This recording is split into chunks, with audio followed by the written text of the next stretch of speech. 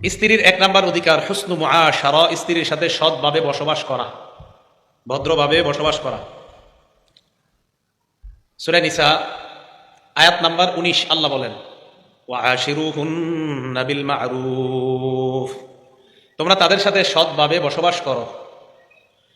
Fine কারিহতুমুহুন্না, তোমরা যদি তাদেরকে অপছন্দ করো, বিবিদেরকে অপছন্দ করো, ফাআসা আন তাকরাহু শাইআ ওয়া ইয়াজআলাল্লাহু ফীহি খায়রান কাসীরা, হতে পারে তোমরা যে বিষয়টা অপছন্দ করো আল্লাহ এটার মধ্যে ভরপুর প্রচুর পরিমাণ কল্যাণ রেখে দিয়েছেন। তোমরা তাদেরকে অপছন্দ করো, তো যেই বিষয়টা অপছন্দ করো হতে পারে এটার মাঝে আল্লাহ ভরপুর কল্যাণ রেখেছেন তোমাদের জন্য। তাহলে বিবির সাথে সৎভাবে বসবাস করা, আল্লাহ তৌফিক দান করেন।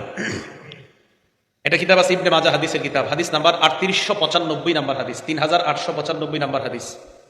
স্ত্রীর সাথে আপনি সৎভাবে বসবাস করার পর স্ত্রী যদি সার্টিফিকেট দেয় আপনি একজন ভালো স্বামী, তাহলে আপনি ভালো স্বামী।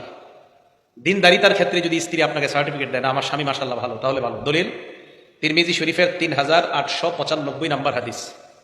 ক্বালা রাসূলুল্লাহি সাল্লাল্লাহু আলাইহি ওয়াসাল্লাম, আল্লাহ নবী বলেন, খায়রুকুম খায়রুকুম লিআহলিহি ওয়া আনা খায়রুকুম লিআহলি। নবীজি বলেন, তোমাদের মধ্যে সবচাইতে উত্তম ওই ব্যক্তি যেই ব্যক্তি তার বিবির কাছে উত্তম। শুনে নাও তোমরা, আমি নবী এই দুনিয়ার যত স্বামী আছে সব চাইতে আমার বিবির কাছে আমি এই দুনিয়ার একজন শ্রেষ্ঠ স্বামী, আমি শ্রেষ্ঠ স্বামী। তাহলে স্ত্রীর সাথে সৎভাবে বসবাস করা, এ হলো এক নাম্বার। স্ত্রী এই অধিকার আপনার কাছে পাও না।